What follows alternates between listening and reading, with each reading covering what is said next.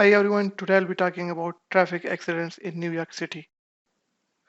Each year, around 1.3 million people die in road accidents. In 2010, road accidents costed around 4.3 billion to Canadian economy. Are these accidents random or it has some systematic pattern? Answering this question is extremely crucial for making well-informed decisions in the public policy arena with regard to enhancing road safety. The focus of our project will be on rush hours effects, substance abuse effects, trends in traffic collision, and gender-based differences in traffic collision. We got our dataset from NYC Open Data, which is an open source data. The data is collected from 2012 to 2023. It has two files, crashes and person, which is joined by the collision ID. The data is in CSV format.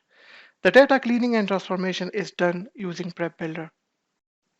Now let me show you all of the guiding questions and its answer through visualization.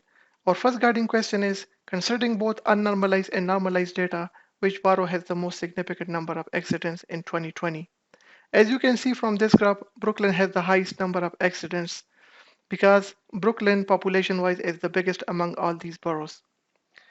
When we normalize the data based upon the population, now Staten Island has the most number of accidents compared to other boroughs.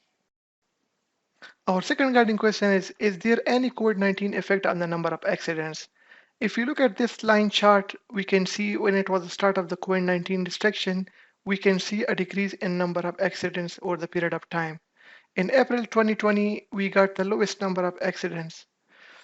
In May, June, and July, then we can see an increase in number of accidents because due to easing down of the lockdown. Our third question is there any rush hours effect on the number of accidents? To answer this question, first we filtered all of the accidents in the morning and the evening rush hour windows, and then we calculated the number of accidents per hour in the rush hours and non-rush hour windows.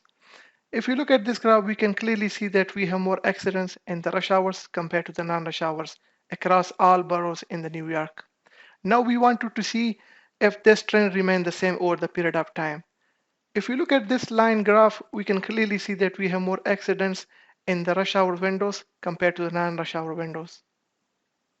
Our fourth question is, are there any gender-based differences in accidents? It is generally believed that the female drivers are much safer as compared to the male drivers. For this, we analyzed our data set and we found out that yes, female drivers are less involved in number of accidents as compared to the male drivers. But a potential question arises, which is, what if we have more male drivers as compared to the female drivers? For this, we collected some statistics and we found out in 2019, there were 51% female drivers compared to 48% male drivers in the New York. When we draw the bar chart for 2019, we found out that the female are still less involved in the number of accidents compared to the male drivers. So we can safely say that females are safe drivers as compared to the male drivers in New York.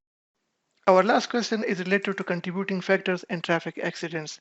As you can see from this graph and this graph, poor driving is the main contributor in non-fatal and fatal accidents. The next part of our question is how much is substance abuse contributing to fatal accidents compared to other factors? For this, we categorize our data into substance abuse and others, and then we came up with this graph.